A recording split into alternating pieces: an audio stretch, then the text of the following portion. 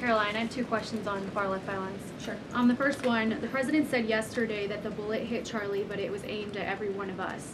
Do you and your colleagues have a heightened sense of fear following this shooting and this far-left violence we're seeing across the country?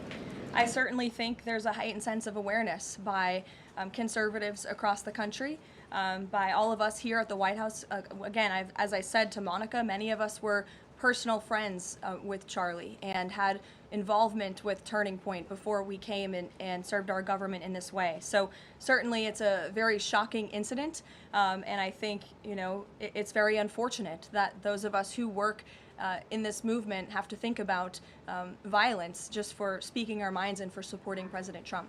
And as a follow-up on that, I asked the president last night on Air Force One about this pattern of transgender violence we're seeing.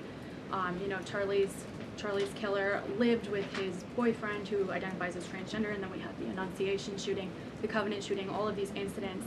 The president said that we're looking into transgender violence. Does that mean the FBI is looking into it? And can you give any more clarity on how the administration is viewing this uptick in specifically transgender violence? It's definitely something worth looking into, and I think anyone who denies that at this point is being willfully ignorant. And the administration is taking it seriously, all causes of violence, and why these people would be driven to such evil and such hatred.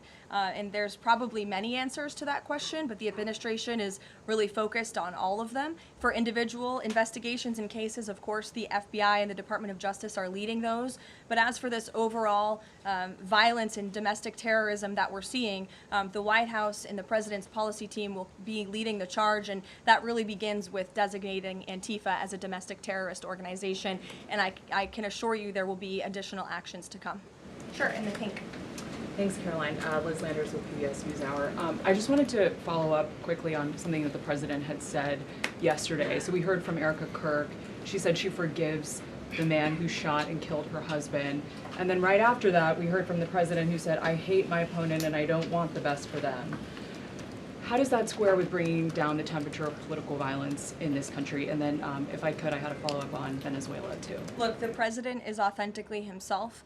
I think that's why millions of Americans across the country love him and support him, including Erica Kirk, who you saw so beautifully was on stage with the president in an unthinkable moment, in the midst of an unthinkable tragedy, and was leaning on the president for support during that time. And he was there to give it to her, as well as the vice president and many other top-ranking cabinet officials. Kayla. Thanks, Caroline. On TikTok, the deal. How much is the deal? And if you can't give an exact number to how much the deal is, when can we expect to learn how much the deal is being valued at? And then separately, who are the members involved in the deal? Like, can you share any more details there? So I don't have a specific number for you, nor am I going to confirm the specific individuals and entities in the deal, Kayla, but I do have several details I'm happy to run through for all of you, and the president will be signing the deal, the official deal, later this week at some point. Under the terms of this deal, TikTok will be owned by a majority of American investors and controlled by a board of directors with extensive national security and cybersecurity credentials. In partnership with the U.S. government, Oracle will serve as TikTok's trusted security provider, and they will independently monitor the safety and data security of all U.S. user data on TikTok's platform. Americans' data will be stored securely in the United States without access from China. All U.S. user data will be stored on servers operated by Oracle in the United States, protected from surveillance or interference by foreign adversaries. And the algorithm, I know this is a question many of you have had, will be secured, retrained, and operated in the United States outside of ByteDance's control. And TikTok will remain globally interoperable, meaning TikTok users in the U.S. will be able to see videos posted by users in other countries and vice versa. While I don't have a number on the specific deal, we do expect that thanks to the president's leadership and the securement of this historic deal, businesses using TikTok will generate as much as $178 billion in economic activity within the U.S.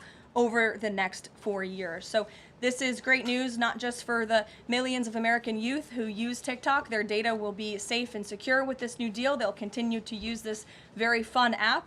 But it's also great news for all of the small business owners who have really been able to make a living off of the use of TikTok.